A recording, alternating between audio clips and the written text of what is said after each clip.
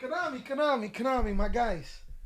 I heard that you didn't drop the ban list on Monday. It's okay, simple mistake. You know what happens. Hey, no, everybody make mistakes, just like this little guy. He made a couple of mistakes too.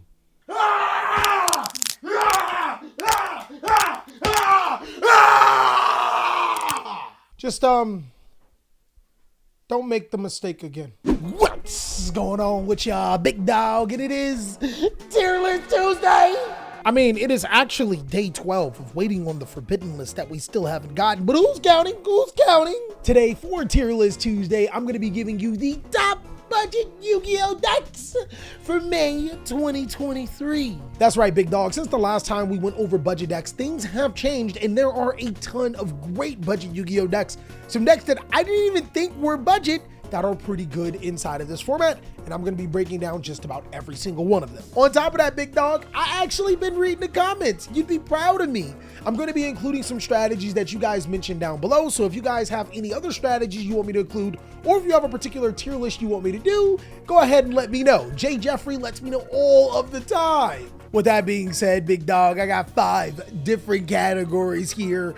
Top budget are exactly what it sounds like. It's the top budget Yu-Gi-Oh decks. The next budget Yu-Gi-Oh decks may not be as powerful as the top budget Yu-Gi-Oh decks, but I'm telling you, they saucy, they good, and if you like them, they're not that far off from being really good in this format. Takes a really good pilot, is about at that 3rd stage of Yu-Gi-Oh Copium. For reference, for the forbidden list, I'm on stage 10. My guy, get on my level. I'm the boss of Copium right now. These particular decks may be your favorite strategies, but they're gonna take a lot more of your brain work to be able to win. Experimental is the category for decks that are brimming with potential or just may need a little bit more time to flourish. And then lastly, everyone's favorite. Oh no, what are you doing, baby? Hey, my guy, everybody wants a real challenge in life sometimes. Sometimes it's for things like Yu-Gi-Oh strategies. Other times, for most Yu-Gi-Oh players, a girlfriend. So before we start dissecting these decks, I have a criteria for these budget Yu-Gi-Oh decks. The first is, how powerful can these decks be at about that $100 price range? I understand for some that $100 could be a little bit too much, so I'll also even include some strategies that you can get for a little bit cheaper, but to play budget competitive Yu-Gi-Oh, that's a really, really good price. The second thing that I will consider is, how much stronger do these strategies get the more money you put in, big dog? My guy, it's like a stripper. If you keep giving her money, she'll... What exactly do they do? Think about it. If you give them money, they're going to do the same thing that they're... That's not a good analogy, but you get what I'm going at, right? The third and most important criteria is, how well do these strategies play into the format? Just going off of some of the most popular cards in Yu-Gi-Oh right now, because that's what you'll see regardless, I would have to say the most popular hand traps would be Droll and Lockbird, Dimension Shifter, Ghost Ogre and Snow Rabbit, and Psy-Frame Gear Gamma. And if we had to go for board breakers, well, Dark Ruler No More has seen a rise in popularity. There's Kaijus, Santa Claus, and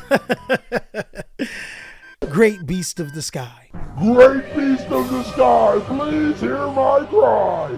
Transform thyself from orb of light and bring me victory in this fight. Yeah, I ain't gonna lie, players are playing that again, and I mean, that's how I be. With all that being said, let's go ahead and start off with Blackwing's, one of my favorite decks in Yu-Gi-Oh!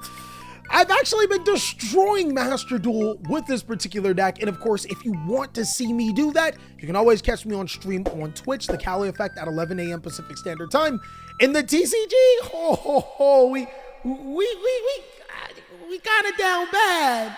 The biggest problem with Blackwing is both Droll and Lockbird, as well as Ghost Ogre and Snow Rabbit. Basically, if you're not searching with Black Whirlwind, yeah, it's not good. Dimension Shifter also doesn't do you any service, and if you do build your ultimate Blackwing board, well, there's always a Kaiju to answer that. Overall, a lot of the cards that are being played in this Yu-Gi-Oh format right now are just not good for Blackwings, though I do think it'll have a lot more potential when we get our new Blackwing level 2 monster that both the OCG and Master Duel has. Now, Code Talker actually gets its own boss monsters in Firewall Dragon Singularity, as well as Firewall Dragon Terahertz. This deck can also extra link a lot easier with the new V-Link because of Singularity, and give your opponent a nice healthy Nightmare Corruptor Iblis. The only downside to Code Talkers is that, unfortunately, some other cyber strategies decided to take on the responsibilities as Code Talker,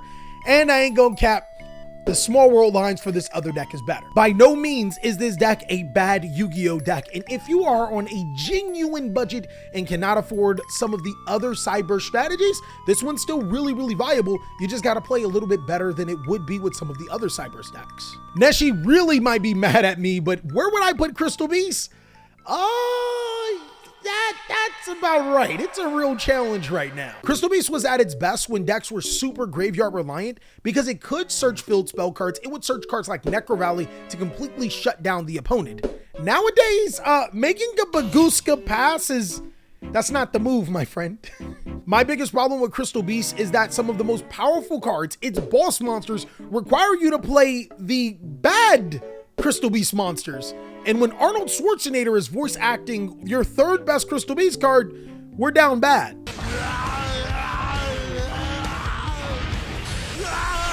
I'm so sorry, Neshi. Maybe you can prove me wrong, and maybe his channel can prove me wrong. Go ahead and check him out. But yeah, this is a real challenge. I think even he'll admit it right now.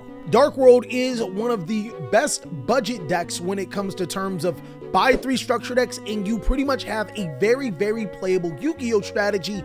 With a little bit more money, you can actually have it as top tier as it wants for under $100. I would still have to say, coming into this format, it takes a really good pilot, and the biggest reason is because Droll and Logbird is a complete turn skip, Dimension Shifter completely destroys you, and then when that doesn't, there's always that side deck, my boy. Them Bestial monsters go crazy right now, and Dark World don't like Bestials. In my last tier list, I talked about how Dynamorphia doesn't have a lot of great options when going second.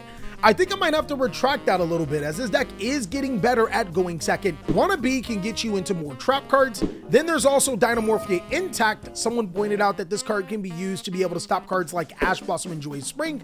And also, since it's a counter trap card, pairing it with cards like Solemn Strike actually allows you to be able to go against those going second negation boards and being able to play. I would still say that Dynamorphia takes a really good pilot.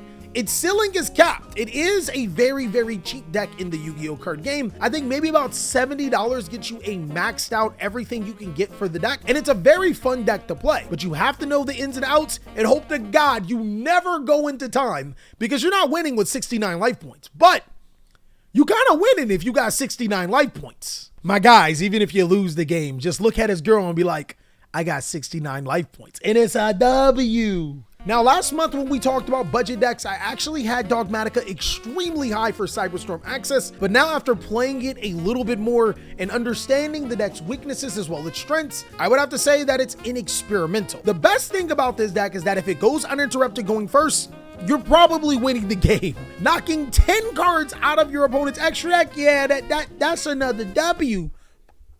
We eat those. The downside about this deck is going second.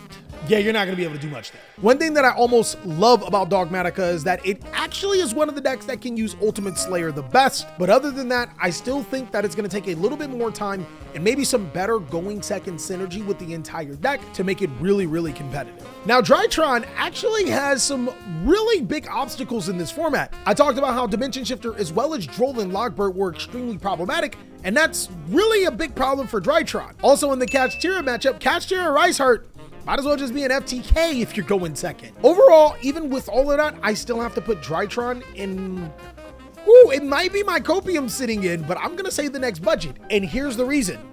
My guy, have the card.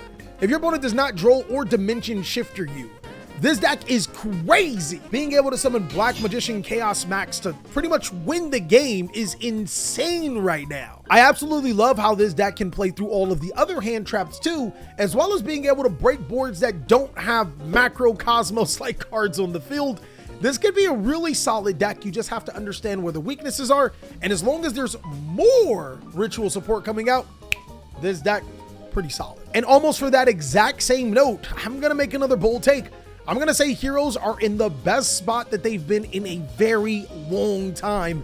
It's hero season, baby! My biggest reason why is because a lot of Yu-Gi-Oh strategies are making negation boards, but Destiny Hero Plasma does not activate to summon itself, and it negates all of your opponent's monster effects. It's essentially a Dark Ruler no more. This means that your opponent either has to play around you summoning 3 monsters, forcing them to negate cards that probably aren't as optimal, and when you go in first, you can make Master Hero Dark Law. Just don't get shifted and don't get drolled, and you're a-okay. This is 100% a bold take. I don't think that it's the best budget Yu-Gi-Oh deck, and I will agree that you gotta be an actual competent hero player to be able to play this deck, but it's stronger now than before, and I like that. When we talked about Evil Eye last time, we said that it was a very powerful deck that can be sided into other decks because its engine was so small.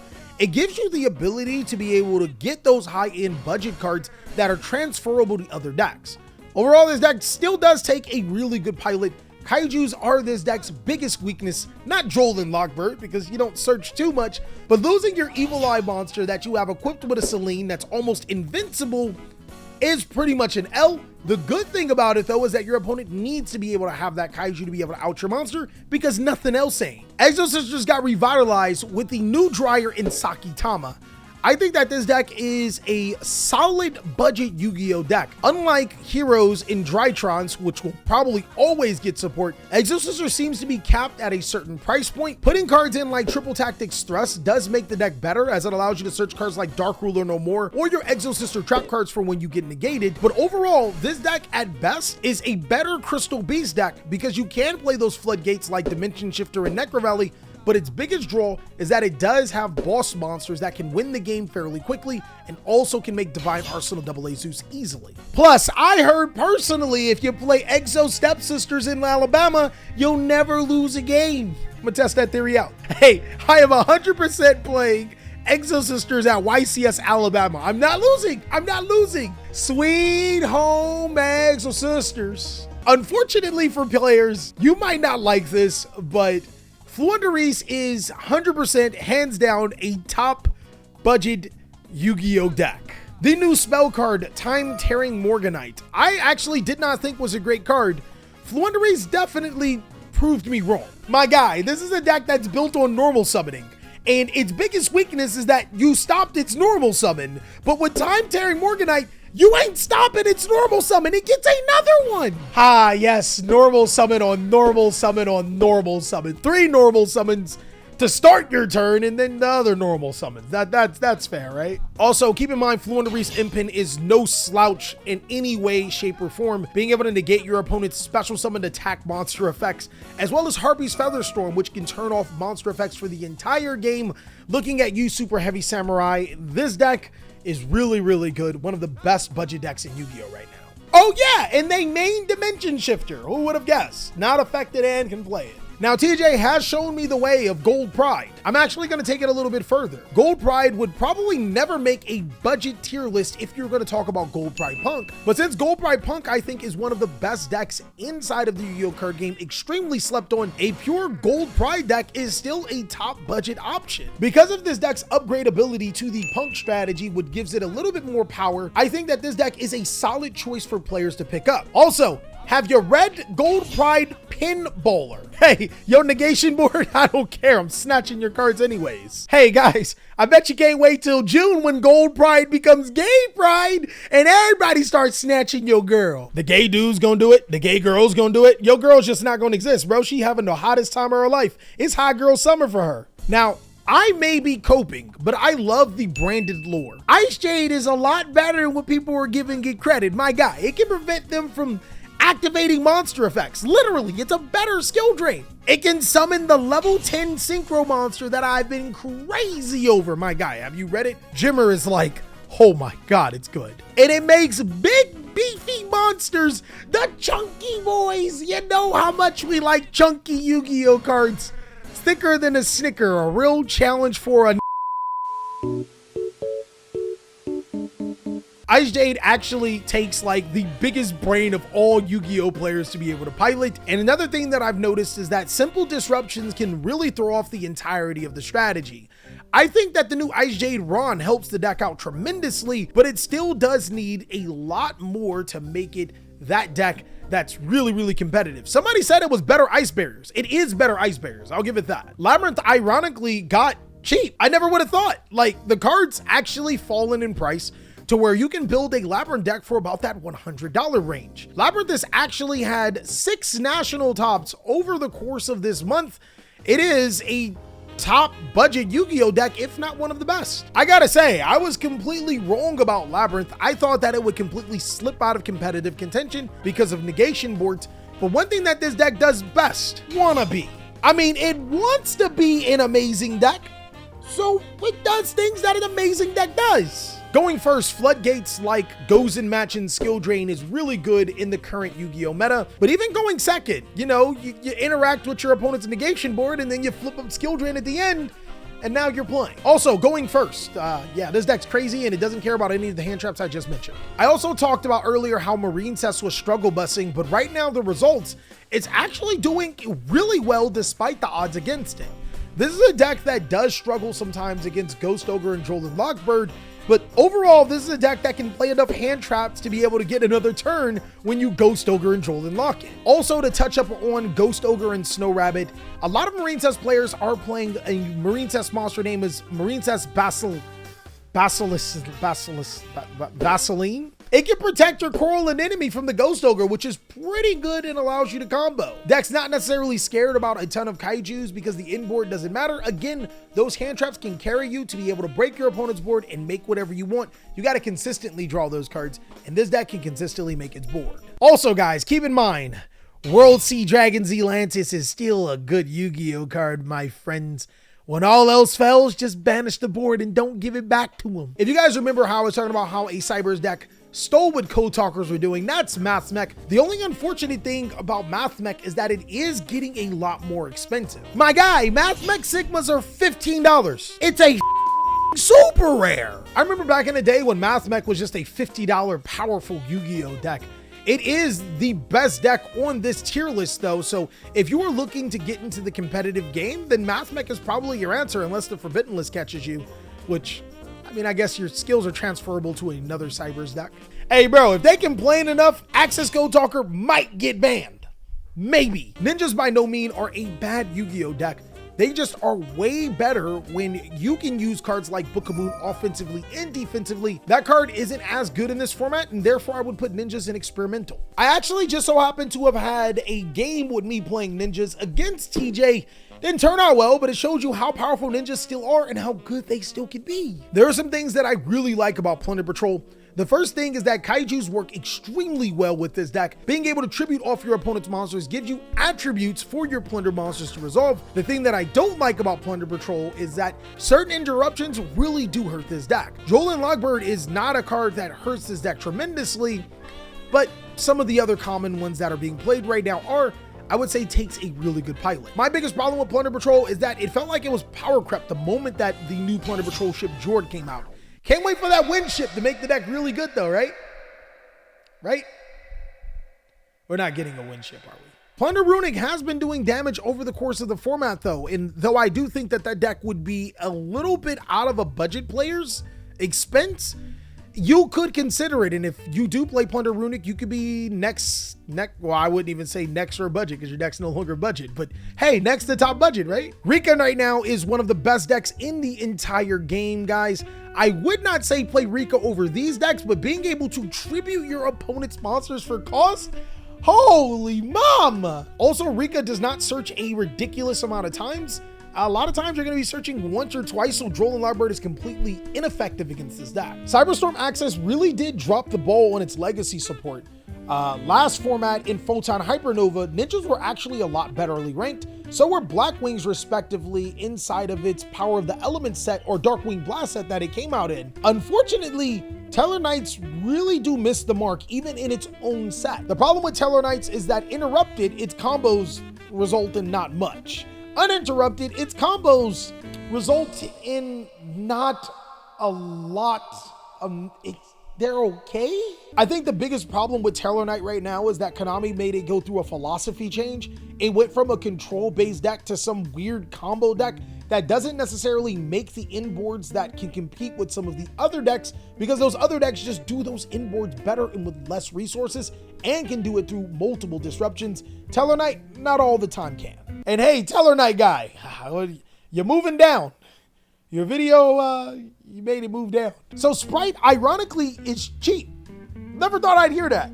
I think that players have stopped playing Sprite as much because not only are there more decks into the game, maybe they're a little bit bored of the strategy, but with Sprite Blue being $15 and Sprite Starter being $7, there's so many variants of Sprite that you can play.